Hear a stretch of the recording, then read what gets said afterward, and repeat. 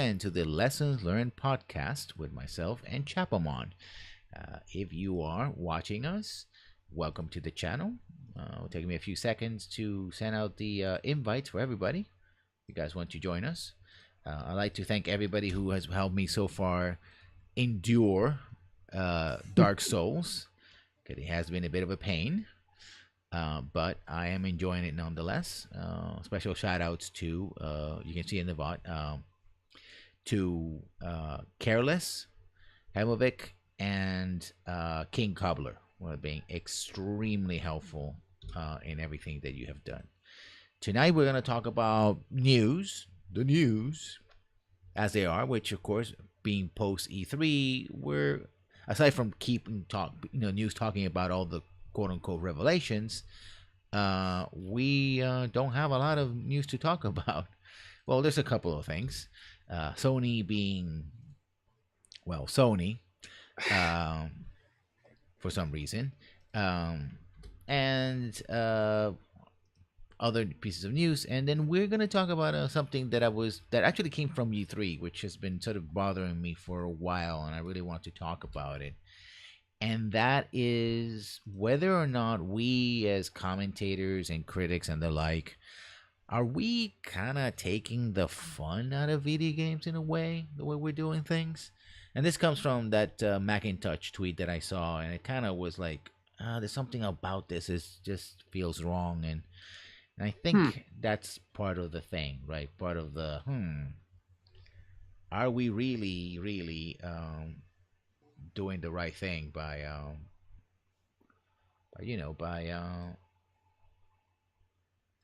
commenting, nitpicking, nitpicking and all that. So which is odd because isn't Josh McIntosh and like somehow there's a relationship there with Anesia Sarkeesian being a big critic, which is odd they'd say that. Yeah, like we're sucking the fun out of video games. It sometimes feels that way, and it shouldn't, but it does, and we're going to talk about that. So let's go with the news first and foremost, as little news as there is, so to speak.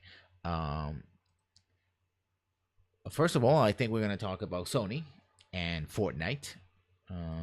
This is not entirely new per se, but it is something that has been going on for a while, and that is if you play an online game on the PlayStation 4 Plus, Sony has the, shall we say, tendency to lock your account. So that was a sort of a news that dropped last week, or came up to the surface again. Something that's not entirely new. Yeah, when it comes with the game Fortnite. Yeah, especially when it comes to Fortnite. And now we have this and a follow up to that this week, which is Fortnite can't do anything about it because essentially Sony has said, it's all about money, right? Yep. Unless Microsoft and Nintendo are willing to put more cash on the table to work together to make some kind of financial agreement, then and I think from Sony's point of view is that they're in the dominant position. They don't want to risk that dominant position. Like, why would you want, especially with this, I think with the Switch's release and mobile being when it comes to games like Fortnite, right? Yeah. And to clarify, I think it was a former CEO of Sony, or it's a former higher up of Sony that pretty much said that the reason why Sony doesn't like doing cross-play with other consoles and platforms, and in light of this, sharing an account across different consoles, is that it all has to do with money. Why would Sony want you to have access to a Fortnite account where you might have purchased say cosmetic DLC off of another console only to load it up on this free to play on the PlayStation Network and have access to it when they didn't see any money for it, despite the fact that other consoles don't have issues with it. So It's all because they're greedy. Yeah, I mean the issue that's like, okay, maybe you bought something on, say you were, I mean it's, let's say that you got I don't know, an Xbox for some reason or a PC, and then you got well, here's the thing. The only real thing that I think would this kind of migrates, it's that people on different platforms wants to play together. But the idea that you would buy microtransactions on one platform and then be free on another, or vice versa, like if your main account, if your main platform is PC, I don't see you moving to PlayStation to play, Mm, right? Or yeah, Xbox. If your main platform is on Xbox, you're gonna stay on Xbox and make all the purchases there, right? Unless yeah, somehow you move to Sony because Sony has the great exclusives, but that probably means that you already bought the Sony PlayStation already. yeah. Which So, is it's weird, but so this was I believe this has always been a thing between that you can't access your Fortnite account from an Xbox, which no one has an issue with. But this only became an issue once the Switch version came out, which is much more portable, it's designed to play video games, and that's where people wanted to play it. mhm. And that's the thing where this is why it's suddenly become an issue, because now everyone wants to jump on this new version of it, or at least the Switch version of it, for its portability. Yeah. And that's where people realize, oh, this has always been a thing. That's awful. Because I believe I've heard that you have there's no issue accessing a Fortnite account that's linked to a PlayStation 4 from your PC, or I guess there's a mobile version for your phone of Yeah. this game. It's just the other platforms that apparently Sony has an issue with. Because they see as competitors, and I think Yeah. it's particularly with the Nintendo Switch, which is being selling like hotcakes, right? We talked about it many times in the podcast. I think their fear is that if people start on PlayStation and they switch to the Switch, Mm-hmm. and they start playing more on the Switch because they can play anywhere, right? They don't have to sort of pause the game. Yeah. No, they can literally take the game to the bathroom, keep playing there, right? Or mobile, right? A tablet or a phone, and just keep playing around the house. Or go out, go out, put it in a backpack, whatever, and just keep going when they're, keep going. That becomes a preferred platform. Then the sales of microtransactions are things that hurt them because now that becomes the main platform. Yeah. It doesn't, for things that are, you're sitting here like I have my PC right now or have a console back there, whatever. If that's my main platform, I'm not gonna change. The only reason why I would hop from one platform to another is either clearly this new platform is much better playing the game, Mm-hmm. or the other, this is an exclusive for that platform that I can't play anywhere else, right? Yeah. That's it. So I have like three issues with this. The first one, this isn't the first time Sony's, for whatever reason, does not want you to play or have a cross play, even with games that are, I like, say Rocket League. I don't believe that there's a shared account among Rocket League that, whoever the maker is has like this they have a third party account that you link to all your consoles and whatnot. So, I'm not sure why Sony's not really good about wanting players to have like a bigger player base for them to play, and just be happy that their consoles been chosen. Second, I think I just lost my train of thoughts. I had 3 points. Second, the whole money thing. I could sort of see that.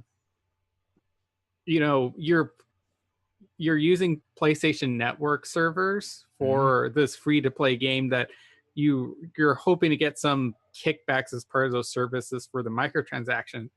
The thing is, though, when this new generation, this new console generation started, Sony started charging for their online service. So you're already paying for that. Mm-hmm.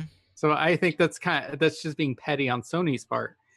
And my third thing is, now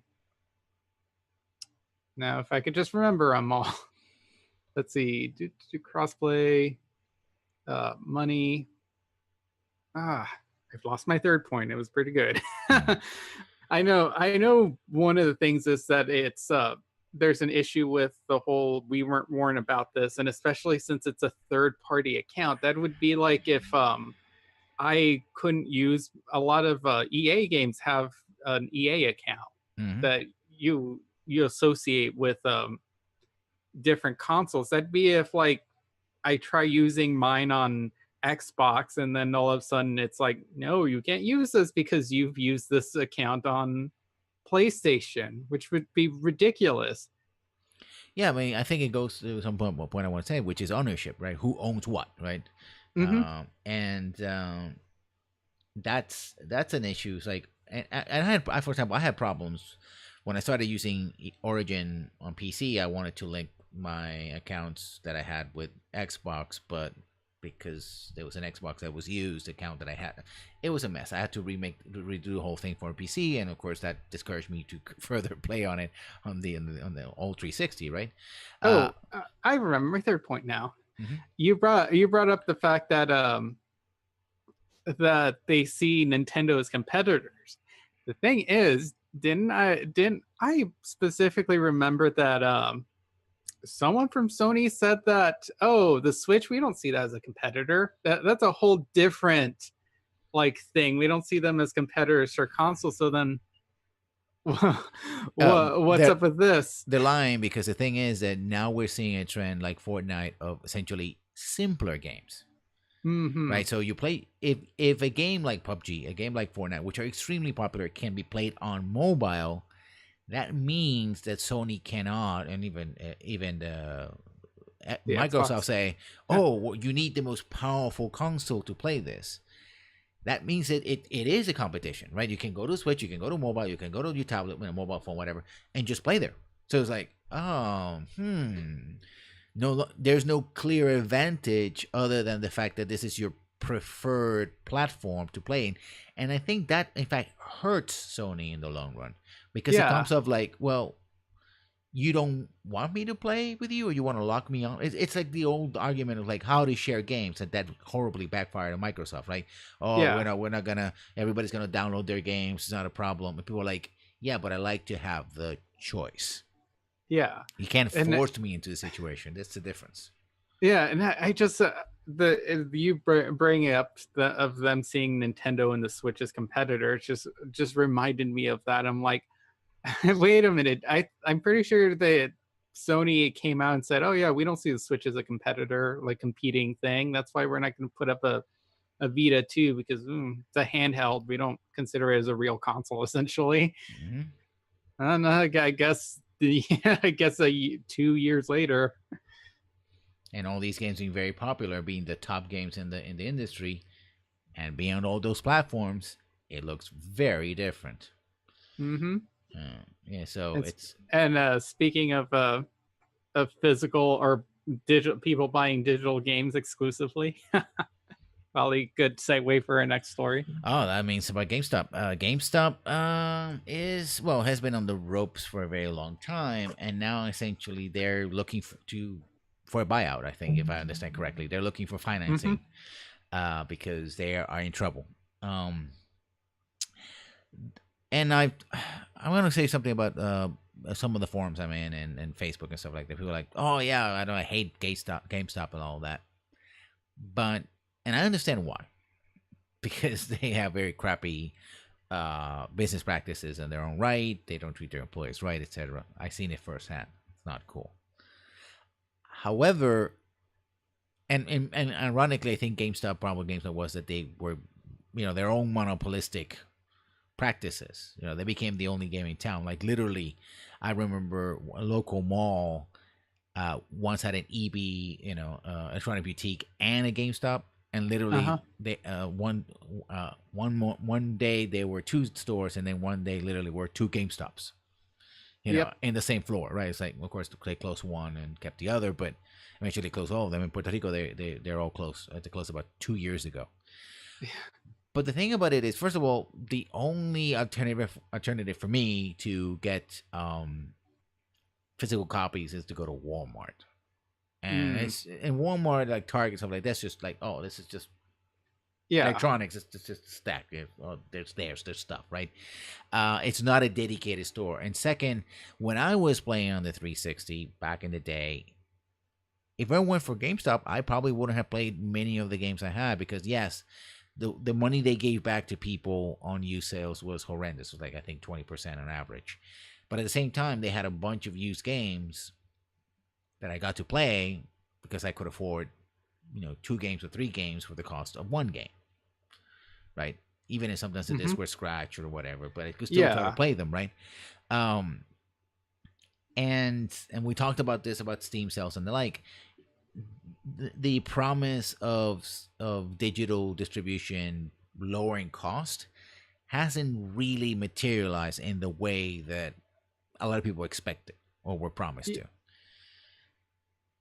However, it seems that doesn't really matter, I guess, because people still seem to grab all these digital sales despite the fact that you're paying $60 for a digital copy and not something physical you can have in your hand.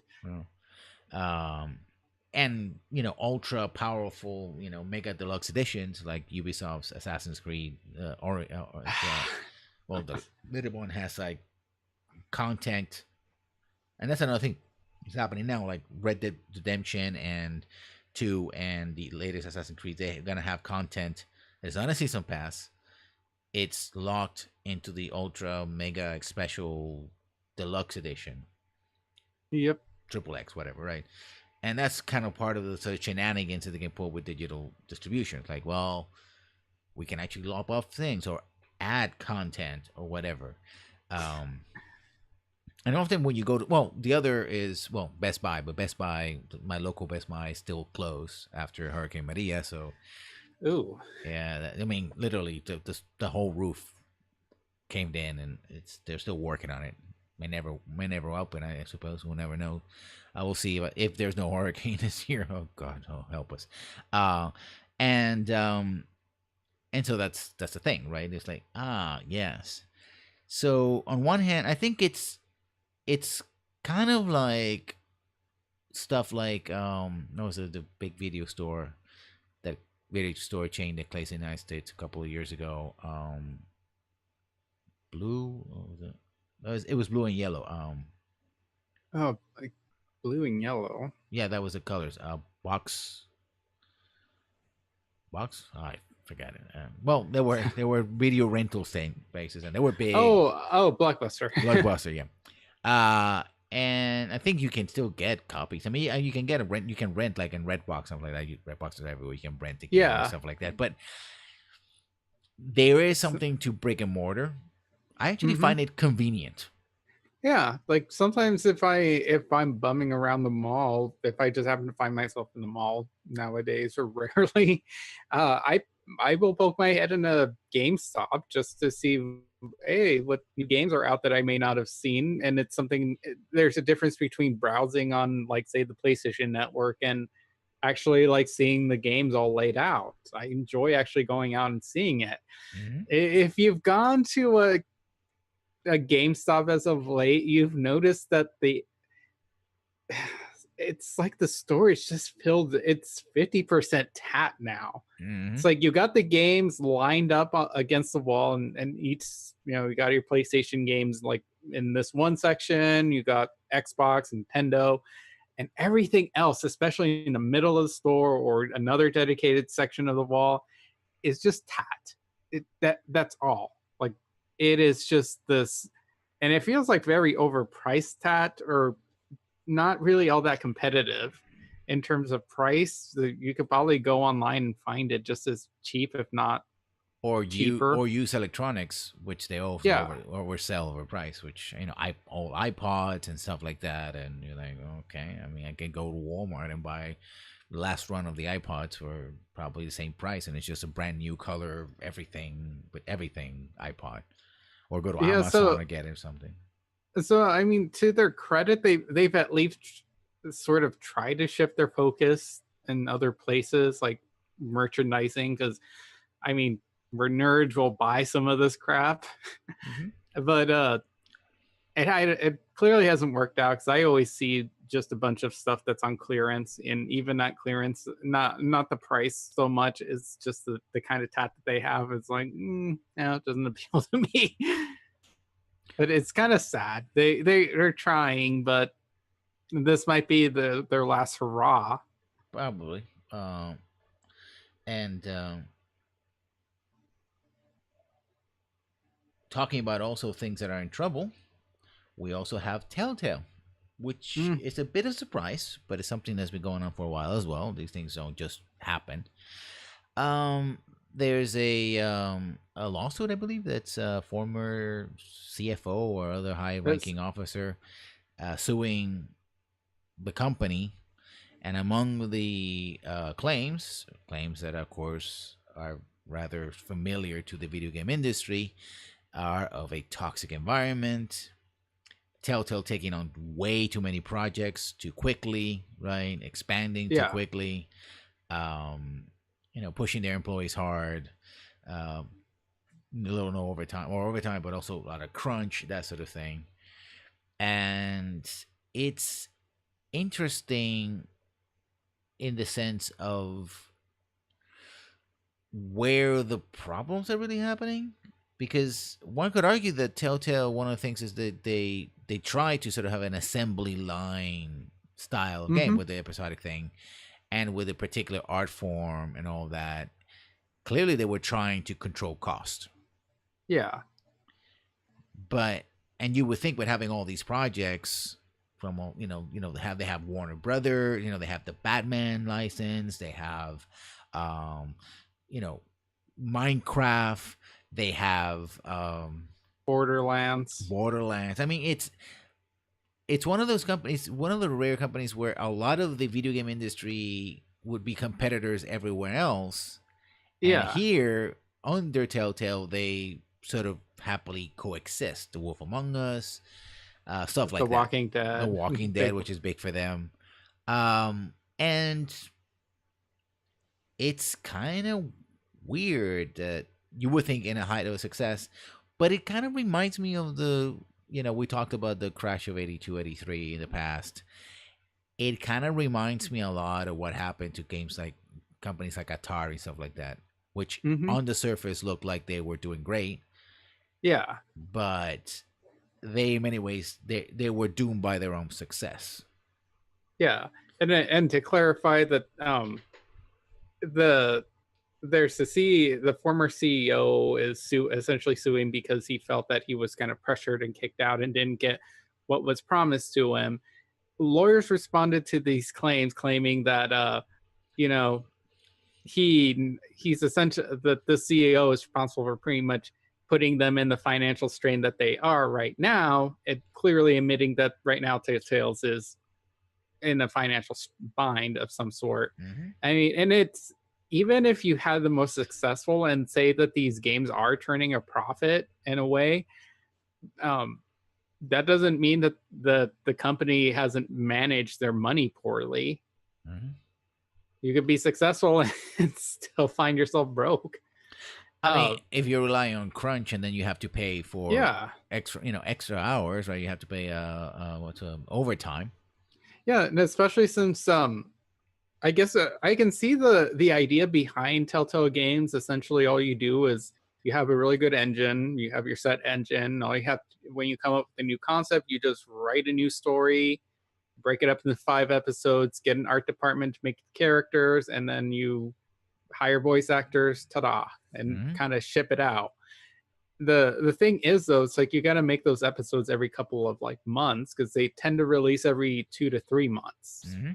So I can see that you almost being like a perpetual crunch. It's just like this, essentially like small development cycles, just back to back to back to back.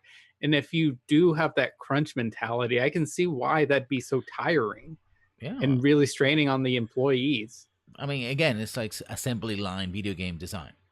Yeah, you go this and Minecraft. Okay, now we're gonna do this. We're gonna do this, and it's like, where do we get the break, right? And I think people don't. It's very easy to talk about quality of life and all that. That's just BS. But it's important, right? When people are exhausted, they get sicker. If they are the people that then have to go to work when they're sick, they can make other people sick. I mean, there's a sort of productivity death spiral that can happen, right? And people become grumpier, and they become even more stressed, and the entire situation becomes again toxic.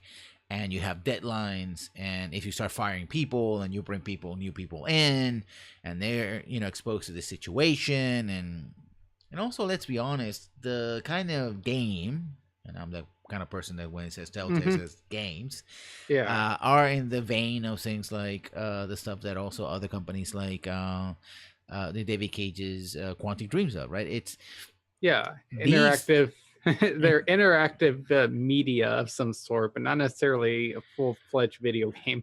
and these are for the most part niche products. Yeah. Whether regardless of my take on what is and isn't a game, we're not going to talk about that again. Yeah. But there still always have been niche products from the very beginning.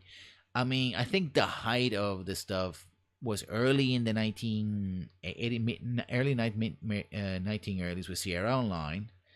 Then you had another spasm of them with LucasArts, right? Late 80s with the Scum engine. And the Scum engine was basically designed to sort of easily create these games and spit them out as well. But back again, of course, voice acting, stuff like that was rare or limited, which kicks on the cost. But even then, LucasArts eventually couldn't maintain it because it was always a niche game, right? One or two, people might remember from my age, the Day of the Tentacle, or older, younger kids, Sam and Max from the '90s, or stuff like that. But how many actually copies, millions of copies, all of the Tales from Monkey Island versions have made? It's sold, but it still is something that is limited, right? Yeah. It's a niche market, and trying to bring it and sustain it as a sort of in a AAA space for as long as it has, it's gonna run itself out. I mean, people have been talking about how repetitive and limited the engine is, and people should change their engine, and maybe should have more stuff or less stuff, and that every Telltale game, you can tell the Telltale game because it just feels and plays the same way. And what people regardless of the license too. Yeah. And that's the other thing too, that I can see why they've tried to kind of push that niche market by getting these licenses, but I couldn't tell you if it's actually worked. And it's the other thing too, like before it's like, oh hey, Telltales is making another game, and then it's like nowadays it's like, oh, they're putting out another game. That's it. I think they're all these licenses and all these games they keep shoveling out might be a little market saturation there too, or just some fatigue over it. Yeah. And when people have other options like Life is Strange and stuff like that, they're like, I'm gonna look for maybe I'm gonna give this a break and try something else. And I mean, there's certainly, regardless of how I feel about it, there is a market for it, but it's not. It's not the 25 million copies type market. Yeah. Which there was the latest extra credit this week, and they were talking about content. So I'm going to bring that back before we actually go into the main topic, because it's very interesting. They were talking about how, and they go back to the idea of the cost of games and stuff like that, which kind of make me go like, okay, whatever. But one of the things they did say is that in many ways, modern games, especially big AAA games, have less content, real kind of individually crafted content. And of course, everybody's noticed in a sort of Diablo style, like you walk in, and they mentioned Dark Souls, which I've been playing, and it kind of feels that way. Like the ring here, or the armor there, or the sword, or whatever there, they feel like they've been crafted for, and the locations crafted for the game, as opposed to say, oh, I don't know, look at the trailers of Anthem, just looked like another, generic sci-fi stuff, right? Where you get a plus 7 or 17% extra points on fire damage and like that. And they basically said that it's because of the economies of the AAA space that you can't have that much content. Of course, the one thing they didn't say is also microtransactions and DLC, right? All this uniquely crafted content, it's much easier to sell it to their player base as an individual microtransaction. You get the bike, you get the armor, you get the gun, you get whatever, whether it has stats or not. And it's much easier to craft to that because you always have your whales and your dolphins, and they're going to eat it up if you have enough of them around. Where if you put all that stuff in the game as is, you carefully craft this game and make it unique, then there's no reason to pay extra, right? And the argument they make is that indie and AA developers, because they tend to work with, one of the things they don't do as much is the sort of high graphic fidelity. They use older styles and stuff like that. Like, I don't know, Octopath Traveler, who has a mix of 2D and 3D. You know, they're mixing styles, and even Telltale, right? They control their cost. They can go back and make more unique content, right? And they mentioned Baldur's Gate, and that was one of the things that I think BioWare was known for. Even the lowly +1 sword in Baldur's Gate would have like a full page, like, yeah, this swords are common, and they're in. So it felt that this +1 sword with its stats and everything was part of a world that acknowledged that a simple magical sword was a thing, right? And even non-magical items got descriptions, and it's like, oh, this is very interesting. But what happened to BioWare, especially under EA? Well, it happened in Mass Effect 2. It happened in Dragon Age 2 and other games. The pressure to do DLC packs, the microtransactions, it was much easier to put, 12 different clothing, fashion things for Miranda and Thane, alternate packs in a $5 or $10 DLC than putting it in the game, right? Or new guns or whatever.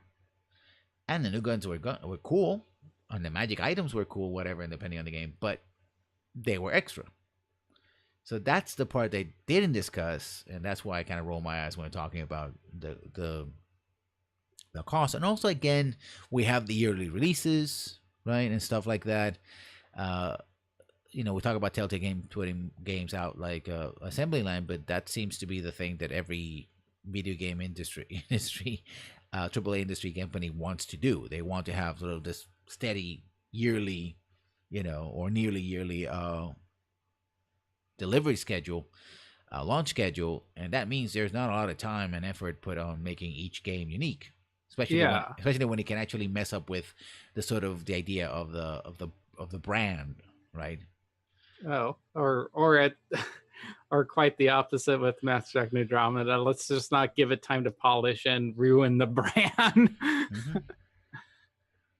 So that's, I think, do we have any more news at this week that we haven't covered? Let me do a quick check. I don't. The whole gambling thing. Yes. Finally, it seems, and we've been talking about this for a while on the podcast. What was it? What was the nation? Let me just check. The Netherlands, I believe. Yes. Let me just check. So many news. So many news.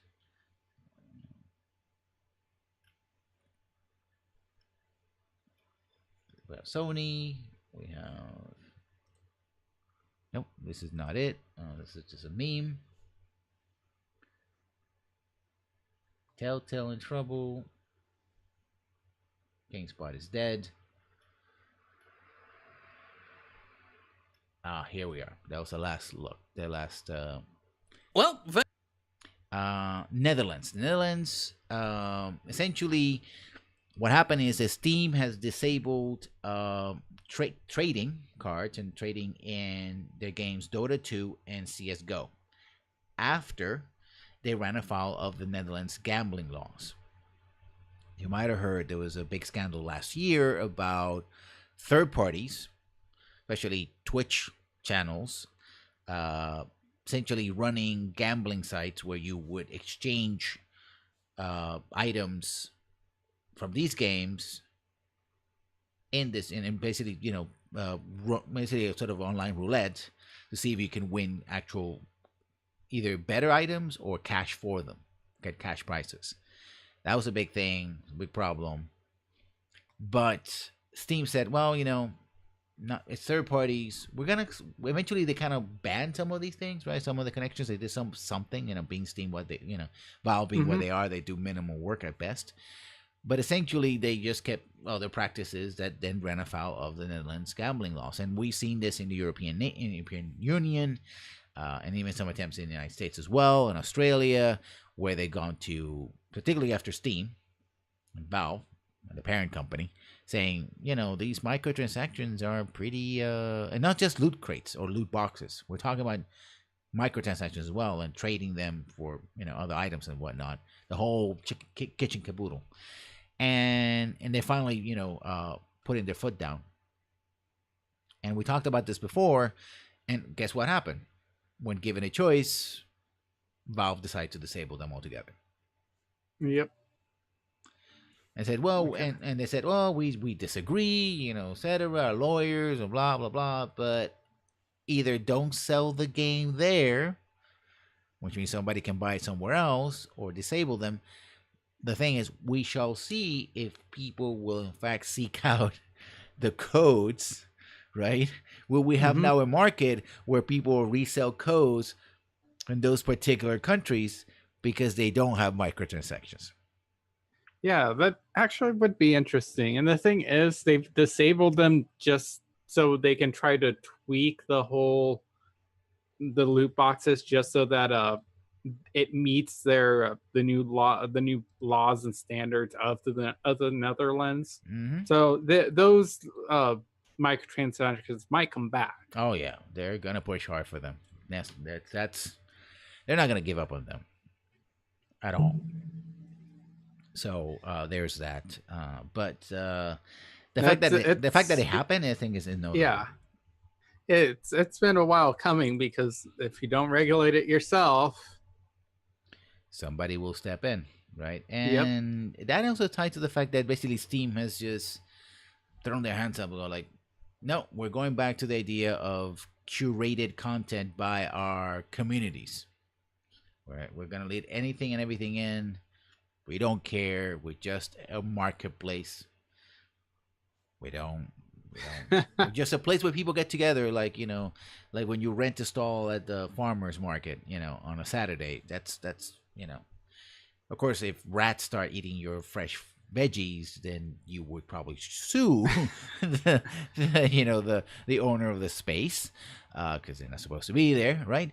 But I think that and this also ties back to stuff like we'll talk about Red Shell. Did we talk about Red Shell? No, No, we I didn't don't talk think we about did. Red Shell. PC gaming again, especially from Steam, was probably the biggest seller of these things. Several big companies have been caught red-handed, literally, when installing what some PC users have complained is spyware. Particularly a kit called Red Shell. And Red Shell, according to what has been dug up so far, is it's a software that is embedded in a game that essentially tracks what type of YouTube videos or Twitch channels you watch and some other form of social media for the developers and mostly for the publishers so that they can quote unquote focus their advertising on those things. Hmm. It's spyware. Yeah. Even though the claims are that we don't share information with third parties, it was like, well, you're sharing with you are third parties. Because if I buy a game and you put this in my game, and you and this other company are working together, you are third parties to me, right? Yep. And No. also, go ahead. Yeah, and also it's like, don't people get paid for market research too? Mm-hmm. A lot of money, and they're paying for the software. I mean, this is software packages that have to be integrated. And again, it goes also back to the cost of video games. If video games are so expensive, why are you paying for extra for software package that you have to integrate into your game, and that's going to cost you money, folks? Because you want, I don't know why you want it. You want more targeted advertising, right? You want to be able to like, oh, and get in your mentions that, hey, I don't know, I'm gonna pick on Day 9 because he's a very popular streamer. Day 9 has just played Dark Souls Remastered Part 2, right? You want to check it out, right? It's like, but I don't follow Day 9, but well, it is. Or and it's also happening.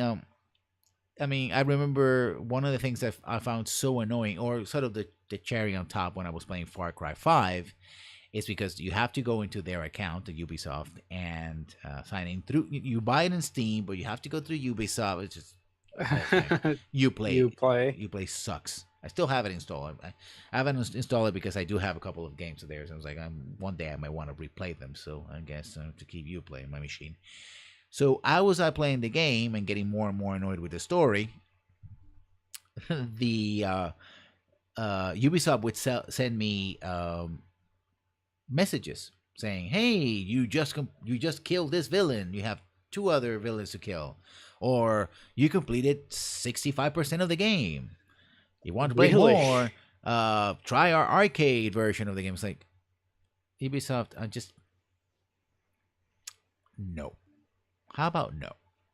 What? So was it like sort of like Steam little notifications, like when it pops up saying like, "Oh, hey, this person's online," or no? It wasn't that immediate. It was basically emails. It was like every time I opened my email box, there was an email from Ubisoft saying, "Hey, we noticed that you reached." So essentially, Ubisoft was monitoring the way I was playing live, or at least every so often. Which brings it all the way back to the issue of always online. We talked about it in a previous show. It's like, why would companies want you to be always online? Because they want the data. This is data mining 101, folks. They want the data of how long you play, where you go, what you do, so they can tailor the experience. Market the game closer to you and make it personalized and make you feel like you're so special. Of course, I felt so annoyed by the story of Far Cry 5, that the reminder that I had to kill 2 more villains, or 3 or whatever, and I was only 65% done, was just worse. It just made the experience worse. So Ubisoft, it backfired. Like your crappy story. Congratulations.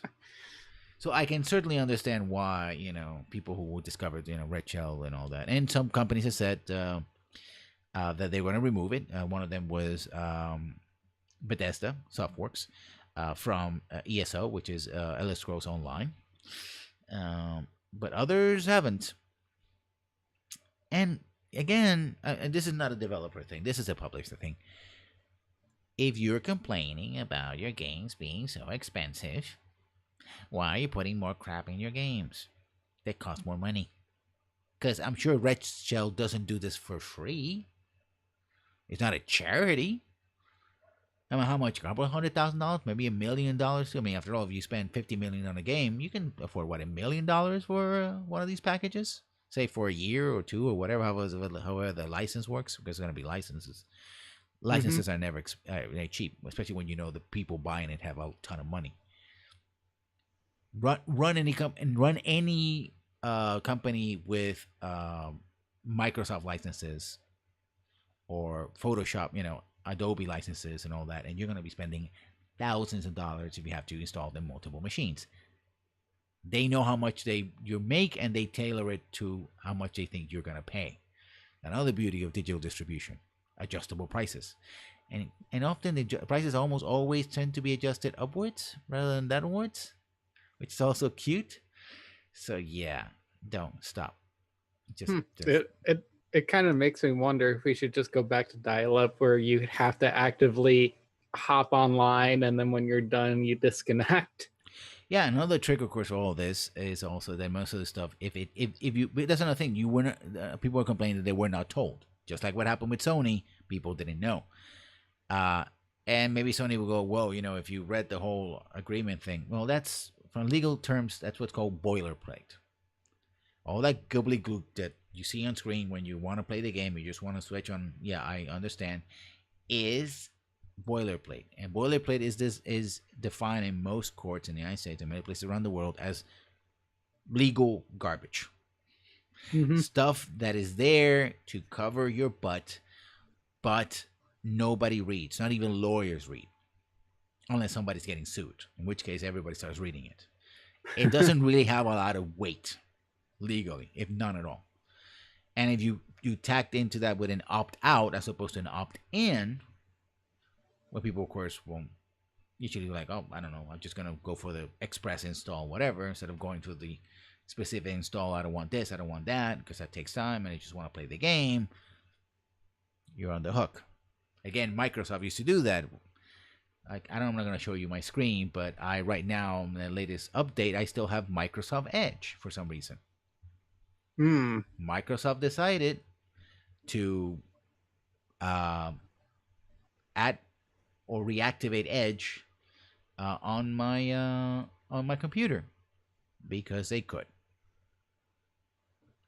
Because they're special like that. Yep, because they want to know what you're reading. And they wanted to use it, to be the preferred browser and all that, which I'm not. I haven't used Explorer in decades. I'm not about to start using your Edge, which is dull, Microsoft. So finally, last quarter of the hour, we are getting into the subject at hand, folks, and one you've been waiting for since the beginning of the program, and that is criticism of video games. Are we in fact taking the fun out of our video games? The reason why I wanted to talk about this was because there was a critic by name Macintosh, and I think related to some way or another, I really don't remember, with Anita Sarkeesian, which also being accused of doing this, taking the fun out of video games, among other things, which I'm not going to repeat here.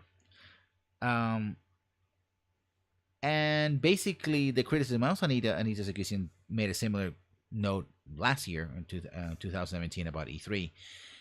It basically boiled it down to these games are extremely violent, and cyberpunk being violent, misogynistic, and all that. And while I'm the first one to say, video games should have cultural, political criticism, socioeconomic criticism, all lenses are valid. But it just struck me like, I don't know, maybe the timing. We talked about a little bit last week about talking about the post E3 show. I was like, I don't know. It feels like I just said. It's just like you're taking the piss. You're not taking the piss. That's actually making fun of it. But more of taking the fun out of the video game, right? It's like no fun allowed, right? If only certain games are allowed, then what? Are we going to go back to the era of edutainment where everybody's, you die because you had, dysentery or something? So I don't even know where to begin, really, aside from that, crappy intro to the subject. Because on one hand, I built an entire YouTube channel around it, and a lot of my Twitch stuff is about criticizing and talking and deconstructing video games and the cultural impact and the social impact and the look and the feel and the themes and the stories and blah, blah, blah, blah, blah, blah. It's what I do, and I enjoy it, and I think my audience, for the most part, enjoys it. But on the other hand, kind of being on the receiving side of that, sort of that very hard statement is like, yeah, I kind of understand where some people are like, yeah, but I just want to have fun. I just want to shoot something in the face. It's not real. Come on, dude. I just I want to jump. I want to jump a platform. I want to kiss a pretty boy or girl. I don't know, and virtual boy. I don't. Just leave me alone. Come on, man. And I kind of get that, and that's what the vibe I got from that tweet. And first of all, are we actually doing that? Is that a thing? Maybe. So from what you described with the whole Josh McIntosh thing, I think it's weird that he's criticizing, I guess, what was shown in a way that's fair. It's a lot of people always bring up the argument, oh, you can't judge the game based on its trailer or what they've announced. Like, you kind of can, because that's the purpose of what trailers are. They're meant to sell you a product, and they need to inform you what this product is and why you should buy it, and essentially appeal to whoever their target audience is. So in a way, it's fair to kind of criticize whether you would want to buy a product or not. But I don't know if you can criticize a product or a product as a whole based on its trailer because you haven't actually played the entire product. So it's odd if you're saying, "Oh, this game is too misogynistic or not misogynistic enough or too violent or not violent enough." If you haven't actually played it, you can say, "Oh, I think it's going to be too violent or too misogynistic," but you can't really say for sure. Yeah, it kind of comes out of very pedantic in a way. It feels like when somebody goes like, "Oh, they reduced or took the boob jiggle out of Dead or What? Alive." It's like, oh, okay, so the only reason why you played those games was because of the boob jiggle. Well, Mm. it's almost like, well, a lot of people are kind of mad about Anthem not having romances. Like, so you've only played the game for romances? A lot of people, the answer is yes. Yeah. Um, I mean, but it feels like kind of like it feels like a knee jerk reaction, Yeah. which in a way kind of hurts the actual criticism, the valid points, right? Because I guess if this had been a blog post, right? If this had been an example of a deeper analysis of E3 throughout the year, something like that, I was like, okay, I can see where you're going. Yeah, I agree or disagree on this point, and we can discuss it. But it's sort of like, I don't like this. This is bad. And you're I like, can and I think yeah. part of the reason, maybe all of us in a way kind of come off as that. Like, I made videos where I criticize, Bioware, of course. I happen a lot, like, sexism or misogyny or racism, and I really gone hard at them, right? Um, but I think I want to draw a line between dedicated criticism and just knee jerk reaction, Hmm. right? It's like, I'm just gonna shoot this out there, and you also have to be willing to back up that knee jerk reaction in a way. Like, okay, if you're gonna say that, where are you coming from? Because also Yeah. it's kind of, no matter what the type of reaction is knee jerk, because it's like, you sort of spit it out, and it's like, and what? You're like, well, that's just it. It's blatant. It feels like all of the stuff comes like, well, this is like blatantly obvious. I don't have to explain myself, right?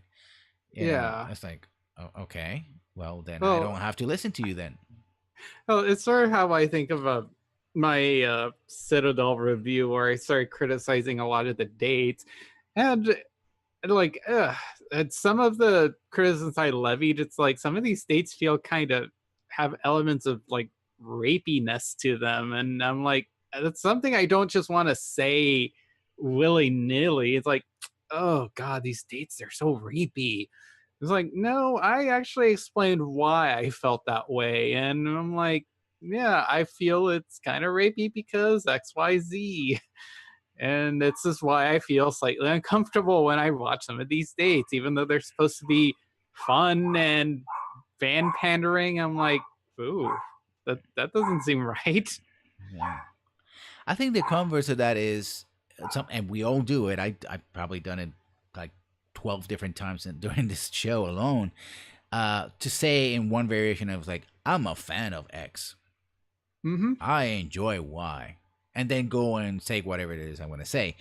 That the I guess it's a counter to this. Like, well, I'm gonna be harsh on this criticism, but yeah, I really love this game. I love video games. Kind of, you have Yeah, to sort of show your cred in a way to yeah. soften the blow. And I had to do that with my video too because I'm like, some of this criticism I'm gonna levy is harsh, and I'm like, I don't hold any ill will to anyone who enjoys this content. I mean, there's some of the content that I enjoyed a lot in Citadel, but I'm like, I did have to like put in this game where I'm like, I'm not backing you. If you like this content, that's great. I'm happy for you, but this is why I didn't particularly enjoy most of this content. And I'm being a fan of it too. But should we preface our criticism again? Kind of trying to counter the idea that we're just being, haters and angry reviewers or whatever, right? And we don't actually like video games by having to, put that preface like, well, I'm a fan of this, I'm a fan of that, right? Does I that really ideally help? ideally we shouldn't because I think an idyllic world, everyone would understand that, you can criticize something you love, but I think it helps at least minimize any kind of blowback that someone might say, "Oh, well, you just don't get it because you're not a fan." Yeah, which is gonna happen anyway, right? Either you're gonna get one or two reactions, if or variation of two main types of reactions, because it's 4 or 6, whatever. How you multiply this in different people in different ways. If you say you love a thing, right, Hmm. and then you're harsh against, like, well, you clearly don't love it, because if you loved it, right, Yeah. then, or if you say, usually you see the opposite, I'm usually not a fan of this, but I love this. It's like, oh no, you're a fanboy girl, whatever. Right? You're lying to me. Of course you like this piece of trash that you're trying to defend, you know. Um, or vice versa. You say you love the thing, and then you're not as harsh as people expect you to be. Then clearly you're a fanboy, or you say that you're not a fan of something. Trying to clarify that point, and then you go and talk about the negatives. Like, well, clearly, of course, you don't understand, because you just said you were not a fan. So why are you even playing this game? Blah blah blah. Like, uh, it's like I saw Jim Sterling gets this a lot from Nintendo games. Like, he just makes a sort of a meme of it. It was like, yeah, I'm the person that actually hates Nintendo the most because I love Nintendo the most. I am the Hmm. biggest lover of Nintendo ever. It's like, well, he actually is a good fan of Nintendo, but I say, well, that's irrelevant. But he's made it a joke out of it. Another person I follow, Adam Coble. One of the things he does is um, he's a game designer, and he talks about a lot about a game that he actually runs quite a bit, which is Dungeons and Dragons, among other games. He's somebody who runs. He's the official dungeon master / game master for Roll20, which is a big platform for people who have seen Critical Role. They use well, they're on the table, but sometimes they also use things like Roll20 and stuff like that. Many of the shows you see on Twitch, for example, that are running different tabletop RPGs, they use Roll20 as a virtual application. I do too in my private game as well. And but he's also critical of the problems that Fifth Edition has and other editions have had in the past. And people have said, well, you clearly hate Dungeons and Dragons. They're like, why are you even playing it? It's like, and I think this is the thing. Is like, again, we go back to the idea of fandom and the intersection of self identity and the critic as a fan, right? Because a a criticism, and ultimately, even that, it's more of, is this criticism in good faith? I think that should have been the title of this section. Are we critics in good faith? Because if it comes out as being criticism, regardless of how harsh or not we might be, but we're doing it in good faith, and we can transmit that to the audience, I think they'll accept it. They may not agree with it. They probably certainly won't agree with it. But they're like, I can see their points. I can see where they're coming from. I think, like I often make the joke in my videos and stuff like that. So and so said this, and I believe that. But, uh, they're wrong, I'm right, but that's just the way of the world, right? I just make kind of like that kind of joke, right? But I acknowledge that it's done in good faith. But even Yeah. that seems to be, again, I think it's kind of hard to transmit that. And in many ways, being a bit mealy mouth is kind of gets you views, even as people just hating Yeah. it, right? It's like, oh, this is the guy that trashed this. I'm gonna watch the entire video so I can truly say and make my own reaction video of how this guy truly trashed this guy. So watch my reaction video, and I'm gonna link the original video, which I watch entirely, because this guy is bad, and you can see where this is going, right? Sort of like Yeah. escalation of actions, reactions, and all that.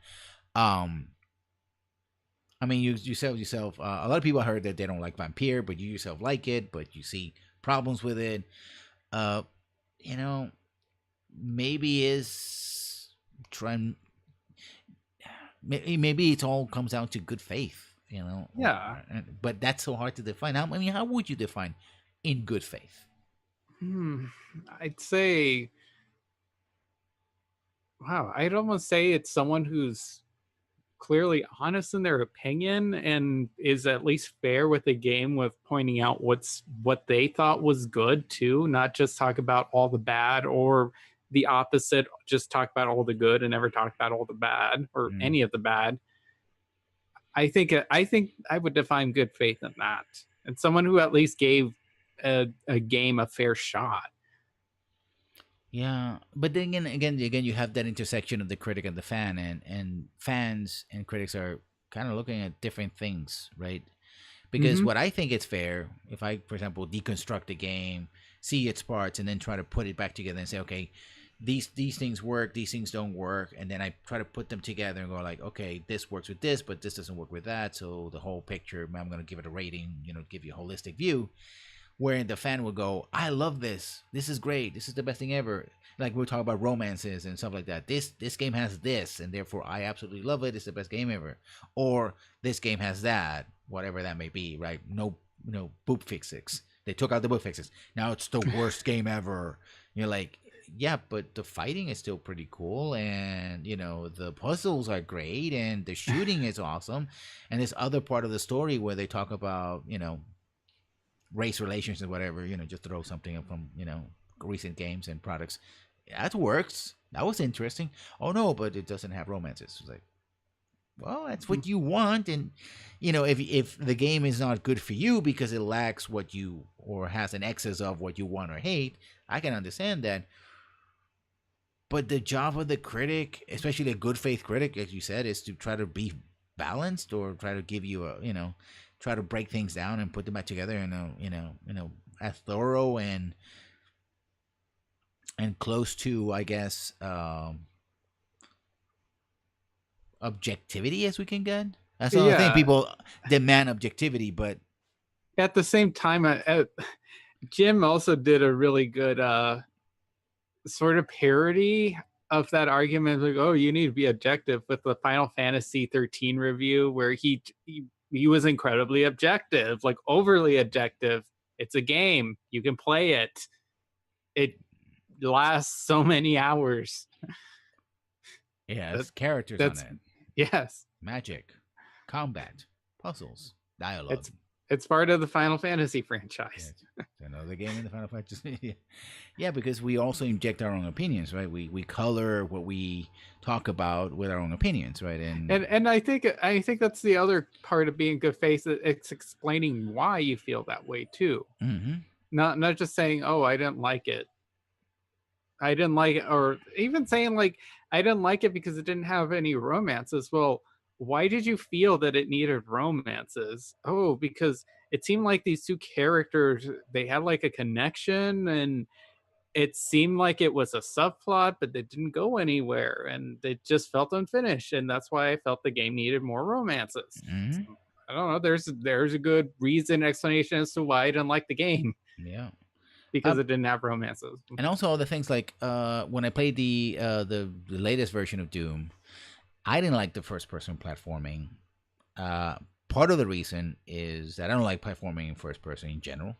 And then also playing Dark Souls Remastered, for some reason, for an ungodly reason, they decide to put a lot of stuff in ledges, in tiny little ledges, which are not only hard for me to maneuver, is that I also suffer from vertigo. Vertigo that I blame the original Half-Life for giving me. Like, a video game actually, I guess I'll probably always surface. It was always there, but it really kind of, and I hate to use this word, but there you go, triggered it originally. And then whenever I play a game with platform, especially, this, if you step here, you die, and step here, you're safe, and that kind of thing, that really puts me in a lot of tension. Like, I ugly monsters, and you can surprise me and maybe go like, you surprised me, but I don't really get scared about that too much, because if I really were scared, I wouldn't play the game. Dropping from ledge and rickety ledges actually scares me. It puts me into very nervous, puts me in a lot of tension. And that's something I said while playing the game, right? One of the things also, I hate the fact that you have the invasion mechanic, which I'm just playing along, doing this thing, and some jackass comes in and backstabs me, and I'm done, right? It's like, those are things that I have to. I'm loving the game, even though it is harsh, it is hard. But there's some things I dislike. People are like, well, invasions are the best mechanic in the game. You can't have Dark Souls without invasions. It's like, well, yeah, but it's a factor, right? And the tension is good because you feel fear for your character, and that makes it's like, well, I could do without it. I mean, I have to fight these giant monsters anyway. They're hard enough to fight and beat. Might have do without, falling from ledges and being thrown off roofs and stuff like that. That would be nice.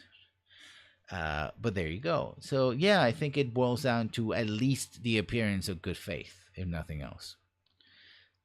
Which I think we all endeavor to do our best to put forward. Yeah, and that definitely don't disclose any whether you got some copies for free or not, or any kind of affiliations, or if you're being paid. Yeah.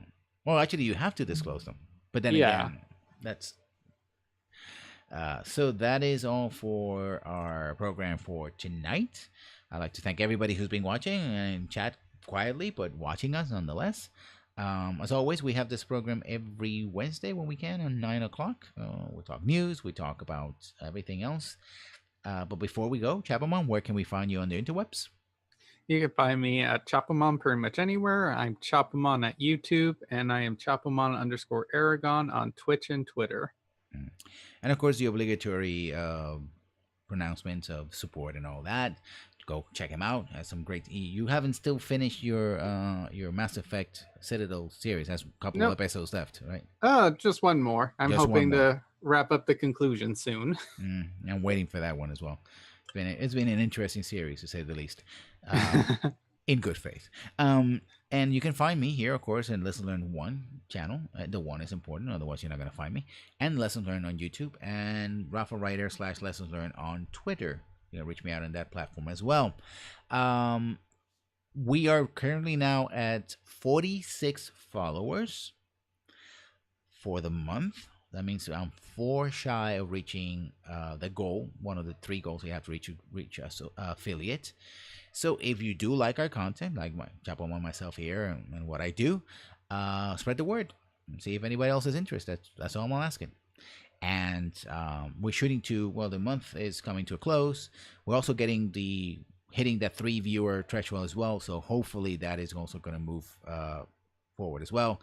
I'm hoping that by the end of the summer, latest, I will in fact announce that I am an affiliate of Twitch. And I would like to announce it with the help of all of you. So thank you for coming. And as always, we will see you when we see you. Have a good night. Good night.